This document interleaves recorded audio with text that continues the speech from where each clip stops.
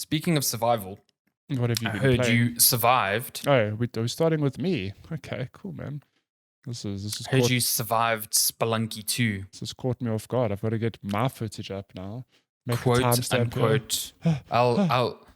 I'll buy you time. So Spelunky, if you're unfamiliar, one of the Yes. original, well, I don't think original, but one of the most popular roguelites out there. The original one came out, 2008, 2009? I did not realize that the game is that old. The original, at least. It's old. And then it did like a HD re-release and stuff like that. But yeah, really, really great designer, Derek Yu. And it's basically Okay, he's the original designer. He's actually a little model in the game, if I'm not mistaken. Oh, really? Yeah. Yeah, no, he's the original designer. So he made the sequel, obviously. But yeah, Spelunky roguelite, very, very, very, very challenging. Super difficult game. Yeah, it's all about, like building randomness and secrets into the game and just messing with the chaos. But you never played the first one. I never played the first one. So this is where thank you for filling the gap, because I can pick up now. But playing Spelunky 2, I had no knowledge of the franchise per se, but other than knowing that it's very much a roguelite. I always get those two confused. And knowing me, I really enjoy that genre of games. So we were in this weird quiet period where there's no review games. That's going to change real quick. And Spelunky 2 came to Game Pass. And I was like, well, this is a game that came out 2 years ago, which I just missed. Let me jump into it. And let me tell you, this game is not at all what I expected, because when I play these games, I always think there's some level, at the very least, of, permanent progression. So, for example, if you play Dead Cells or Hades, you'll get a currency which lets you, buff your health up permanently, so the next run's a little bit easier. Or, to that degree, you might start with more gold the next run, whatever. Spelunky has none of that. Each run starts from absolute scratch, and the only progression you can do is if you meet a certain number of conditions in various levels, you can open up shortcuts to, just hard cuts to the later levels, which is a godsend because, like you said earlier, this game is incredibly unforgiving. I think the first one was as unforgiving, but I've seen some people say this one's harder. Like people who fucking experts at the first one, this one was harder. Holy hell, it is. I mean, I don't know if it's one of the hardest games I've played, but it's definitely I would say it's one of the hardest games I've played. I'll call it a spade. It's like one of those where the visual style doesn't really so communicate deceiving. how challenging it is. Yeah. And the reason it's challenging is because, so just to bring it back quickly, in Spelunky, you essentially start at the top of a cavern, and you platform your way down, lower into whatever world you're exploring. I think in Spelunky 1, it was very much, a linear affair, but in Spelunky 2, you do have some choice late on between different worlds. And like you mentioned before we started recording, this game has a lot of hidden stuff. Like, when I say I finished Spelunky, I mean I rolled credits and I've only played through 4 worlds.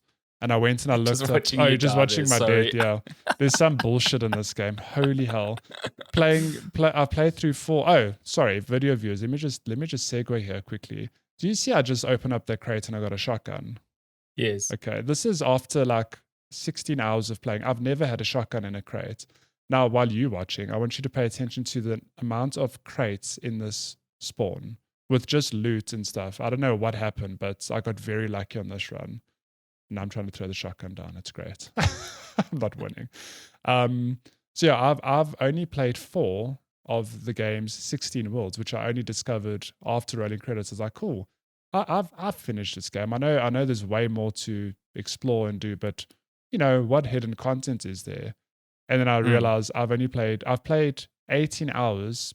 I've spent 18 hours in 4 of the game's 16 worlds. And I'm like, okay, I know how to get to maybe 2 more of those. So 6 of 16. Where are these other 10?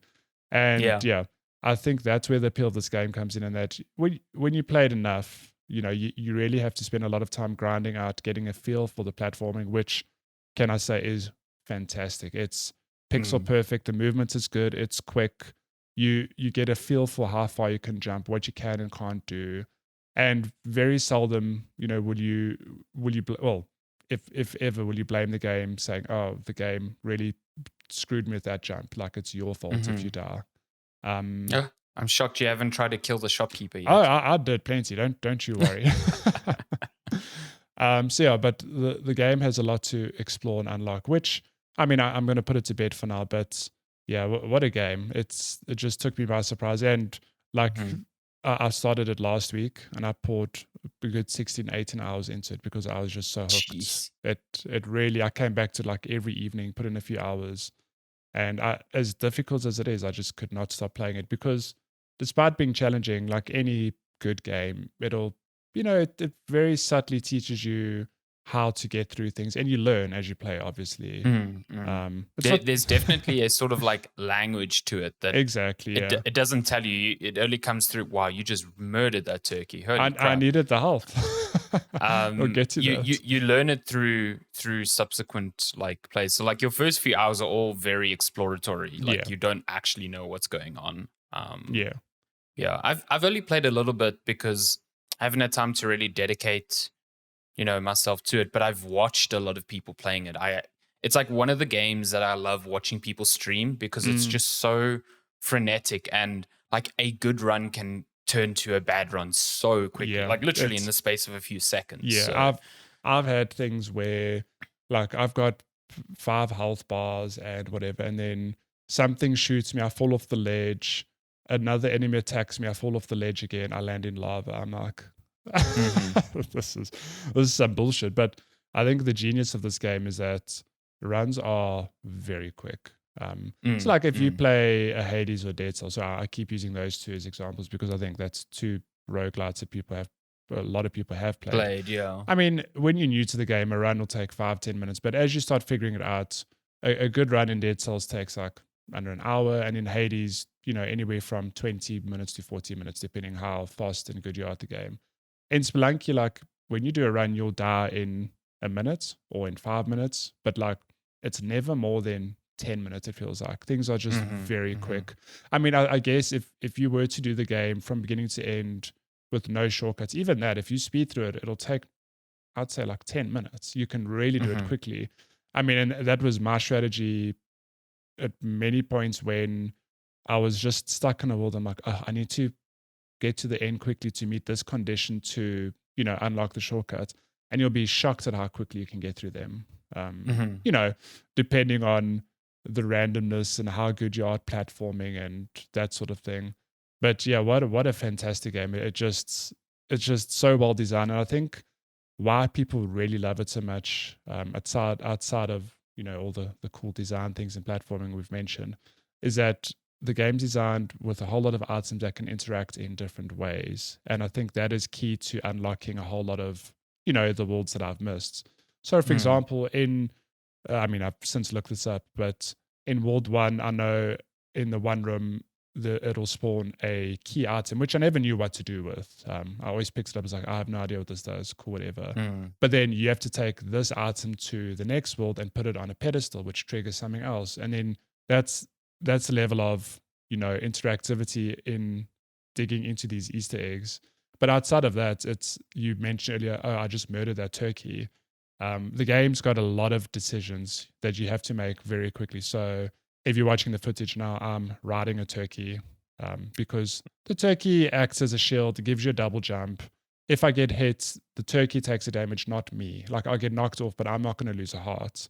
So you could make the choice to hang on to this turkey and take it with you to the next world.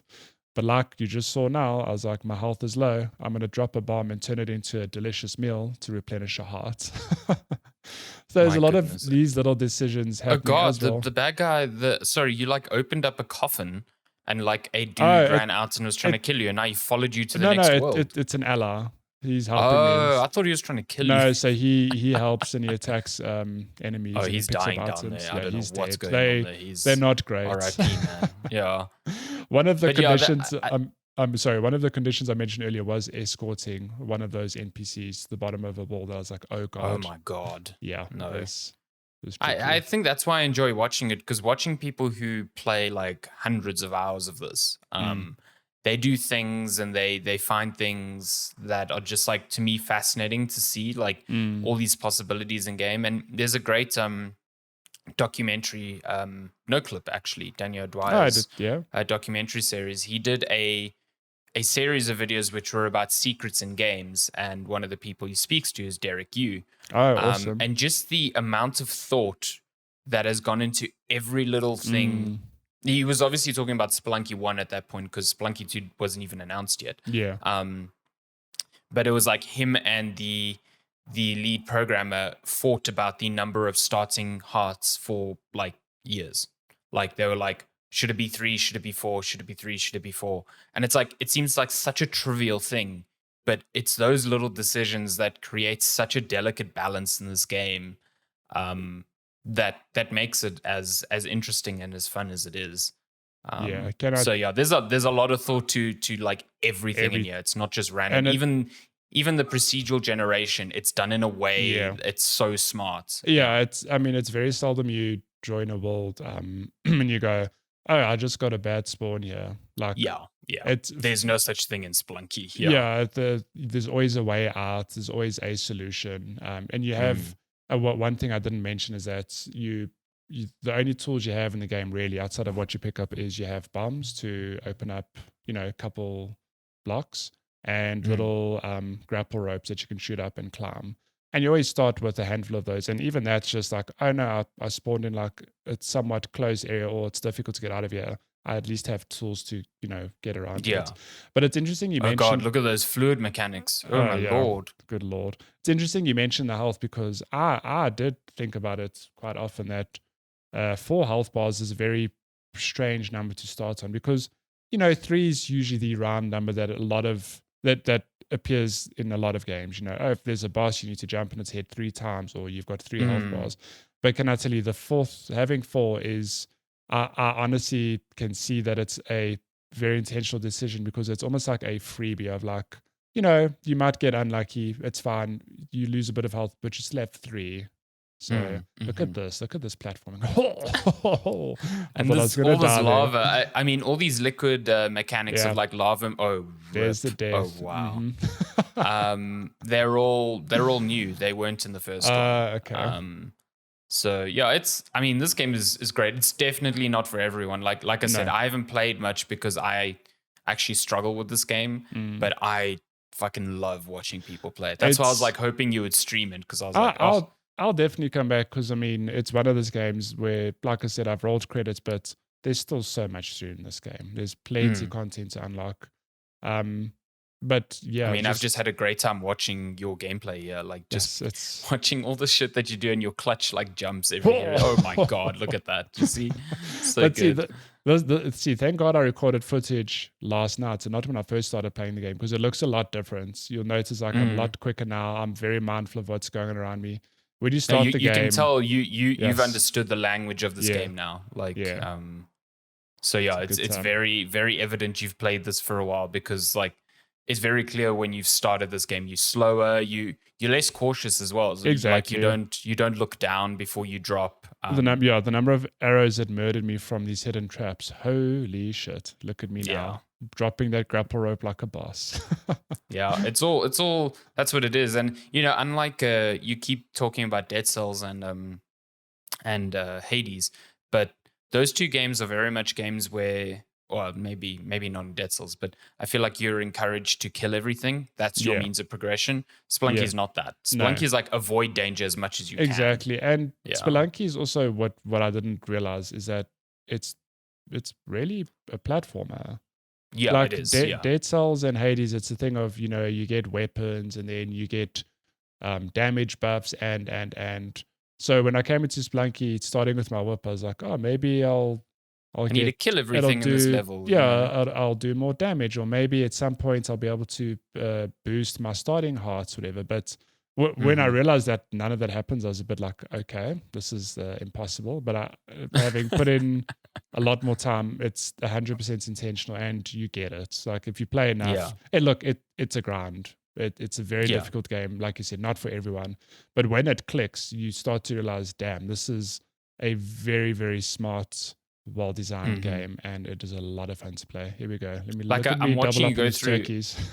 And you're like killing things that you need to, but you're like intentionally avoiding conflict where you can, because it's like there's no benefit to killing enemies. You don't get money, you don't get like special items, so it's just like you inducing risk for no reason. So exactly. Yeah. What a game. This turkey strat is really good though. I never knew that it would take damage for you. See, if you can get Olmec and take him to like the end, I think you unlock a different boss. Like, so that gold thing you're seeing on screen, that's just currency. Is that just currency? It's just currency, yeah. So if you pick it up, it activates a trap, but if you take it to the exit, you get like a whack load of money. So again, it's that risk reward thing. Like, is it worth me doing it? Or should I just go for it? So yeah, what a game. Very keen to play more of it. Very good game. I'm glad it's on. Did you played it on PC? I assume on PC, yeah, on Game Pass. Yeah. What Game Pass? I've heard console performance is a bit strange because of the. I mean, it initially launched exclusively on PC and PS5, and I know people on PS5 are complaining that there's slowdown, especially in those levels with all the liquid physics, which is like when you're playing with precise. Like, oh my God, Matthew.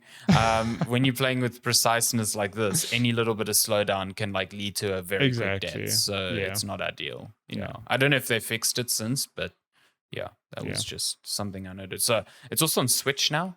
Oh man, well, that is if I see that on Switch at a sale, that'll be very tempting. Yeah, because you can put a lot of time to this game.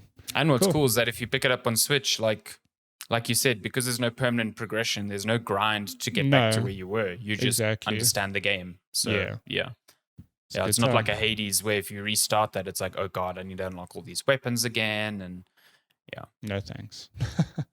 So yeah, Spelunky, what a good time.